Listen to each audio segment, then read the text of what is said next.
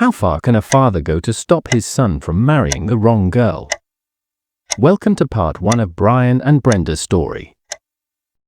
Brian was born into a world of wealth and influence. His father, Oscar, was a man feared and respected in equal measure. He owned the largest chain of retail shops and expansive farms that stretched for miles around the town. In every corner of the region, the name Oscar commanded attention, a man who had built an empire from sweat, ruthlessness, and shrewd decisions. Brian, his only son, was expected to follow in his footsteps. The family mansion sat on a hill, with golden gates and manicured lawns that looked more like royal gardens than a home. Servants moved silently through the hallways, and luxury was woven into the fabric of every room. Brian had been raised in comfort, private tutors, expensive clothes, luxury vacations, and the privilege of choice. But Brian was restless. From a young age, he felt disconnected from the life handed to him. The polished world his parents worshipped felt shallow. He found no joy in designer watches or silk-lined suits.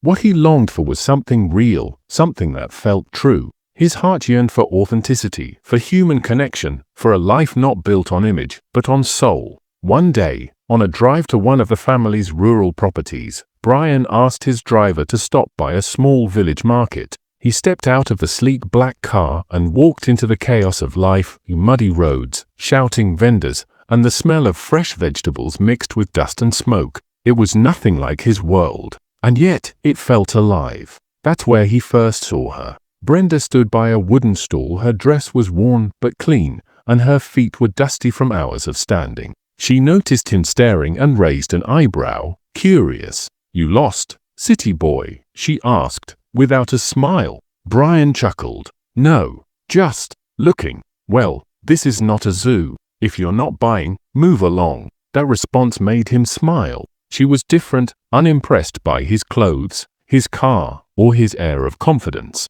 He bought some vegetables just to keep the conversation going. The next day, he came back, and the day after, and the day after that. In the weeks that followed, Brian and Brenda built a bond neither expected. Brenda, who had never gone beyond the village, found herself drawn to Brian's curiosity and gentleness. And Brian, the rich man's son, found something rare in Brenda: truth, warmth, and a kind of love that felt like home. They would meet in secret, away from the eyes of gossipers and guards. In the quiet of twilight, near the river, they would sit and talk about dreams. Hers to one day own a shop, his to escape the shadow of his father. They knew their love was forbidden. Brian's family would never allow him to be with a village girl who sold vegetables and never went to school. But love doesn't ask for permission. One evening, under the stars, Brenda confessed she was pregnant. Brian froze. He wasn't angry. He was scared. He knew what this meant. He would have to face his parents, Oscar, and his mother, Miriam,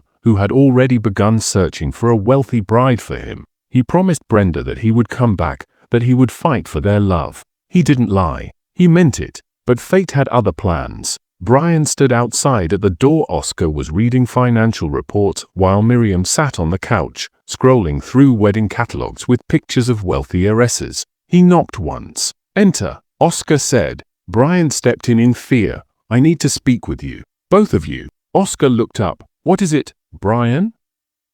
"You look pale," her mother asked. "I have something to tell you," Brian began. His throat tightened. "I met someone. Her name is Brenda." Oscar's eyebrow rose. "Brenda who?"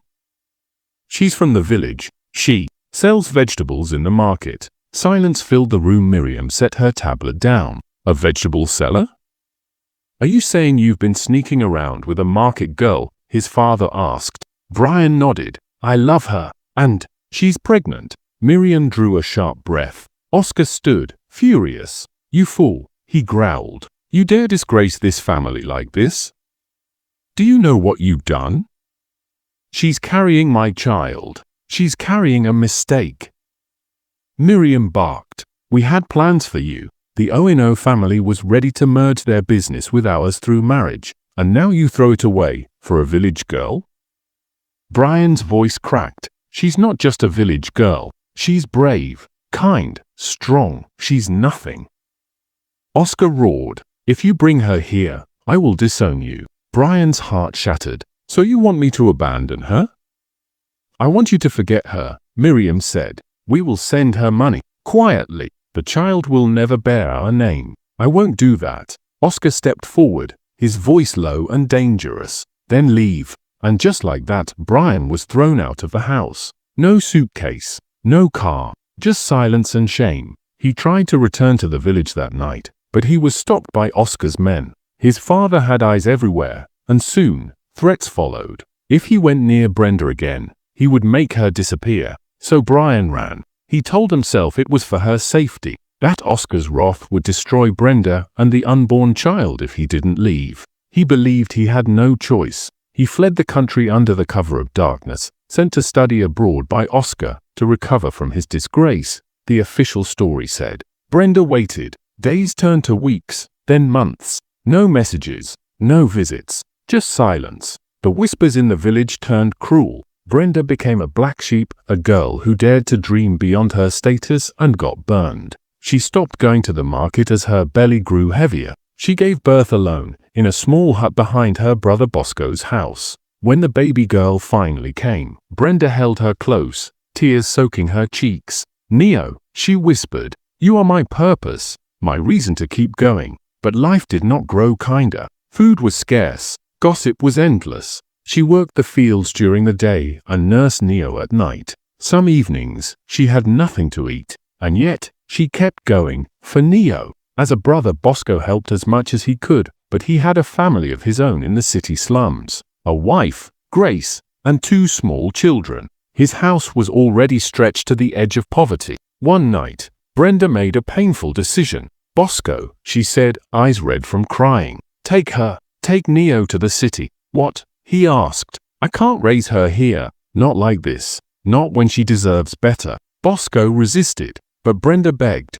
She packed a small bag and whispered, "I'll come back for you. I promise." That night, Bosco walked away with Neo in his arms. Brenda watched from the shadows as they disappeared into the darkness with tears in his eyes. She had no idea how much more fate had in store for them all. Bosco arrived to the city at dawn, the crowded bus station, carrying Neo wrapped in a faded shawl. She was peaceful, unaware of the weight now resting on Bosco's shoulders. Grace was waiting by the roadside when he arrived home. "What is this, Bosco?" she asked, voice sharp. Bosco looked tired. "Brenda's daughter. She has no one else." Grace crossed her arms. "And what about us? We barely feed our own children, and now you bring another mouth to feed?" "She's family," Bosco said simply. Grace said nothing for a while. Eventually, she helped him settle the baby, but from that day on, their already tense home became more strained. Grace tried to care for Neo, but the pressure of raising 3 children under one tiny roof broke something in her. The little food they had was stretched thinner. Bosco worked long hours as a security guard, but the salary barely kept them afloat. Arguments became daily. Grace wanted him to send Neo back to the village. Bosco refused, but then, tragedy struck. Bosco lost his job after the company he worked for shut down. With no money coming in, no relatives in the city, and nowhere to turn, the walls began to close in. The children cried from hunger. Grace fell sick with worry, and Bosco gave in. One afternoon, he walked to a nearby orphanage run by a Catholic mission. He entered the gate holding Neo tightly in his arms. A kind-faced nun, Sister Magdalene, welcomed him. "Can I help you?"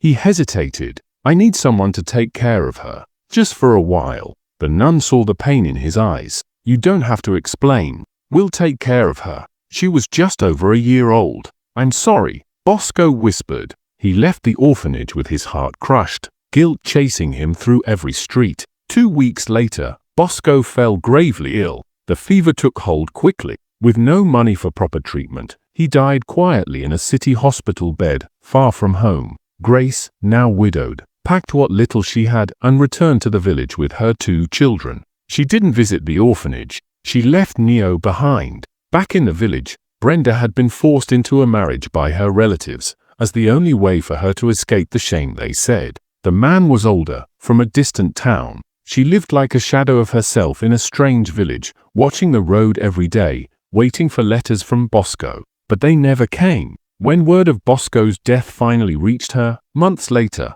Brenda collapsed. Her brother, the only one who had stood by her, was gone, and with him, her daughter. She searched for answers. She wrote to churches, hospitals, even traveled back to the city once with the little money she had. But Neo had disappeared into the system, a nameless child among many. Years passed. Brenda returned to her lonely home, the spark in her eyes extinguished. She tried to rebuild her life with her new husband, but her heart was never fully present. She worked in silence, cooked in silence, and cried in silence. Somewhere in that same city, Neo grew up behind the high gates of the orphanage. She knew nothing of her past. The nuns never spoke of where the children came from, only that they were special and chosen by God. But Neo often lay awake at night, staring at the ceiling, wondering why her mother didn't want her, why her father never came, why she always felt unwanted. She made a few friends. She became quiet, observant, strong, the kind of child who grew up too quickly. Neo was now 15. The orphanage was the only home she had ever known. She had learned not to expect much from life. She excelled in school, not because she had dreams, but because it gave her structure, control, a way to forget. Then, one cloudy afternoon, a visitor arrived. Her name was Grace. The nun at the reception desk called Neo's name. "You have a visitor." Neo blinked. She never had visitors. In the small meeting room sat a woman in her 40s, her face worn from years of hardship. When Neo walked in, their eyes met, and Grace's breath caught in her throat. She saw Bosco in the girl's face. Neo sat down slowly. "Who are you?"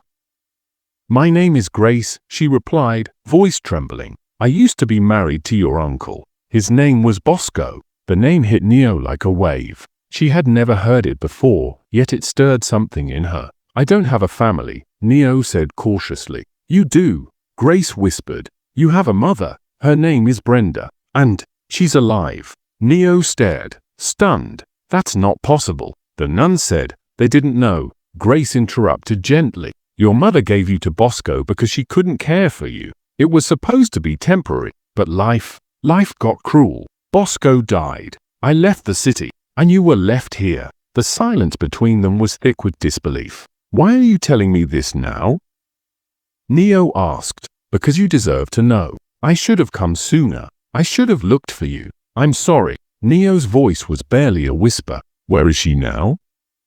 "She lives in a village far from here.